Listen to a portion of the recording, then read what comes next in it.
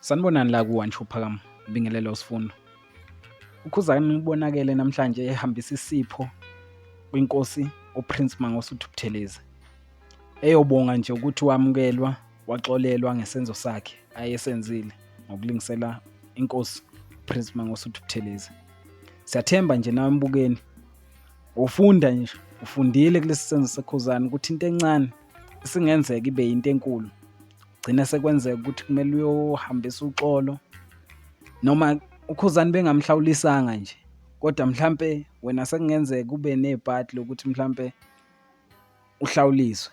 Kodwa lokhu akwenzile uKhuzani nje bekuyisipho, hhayi ukuthi inkosi uMangosuthu Buthelezi wayefuna inhlawulo. Bekuyisipho nje esivela ngenhliziyo enhle kuKhuzani. Siyacela nje mbukeli ushiye umbono wakho nje ngalolu daba ukuthi uthini wakho umbono. Siyacela nje ungakhohlwa ukusubscribe nokulayikha. Ngiyabonga.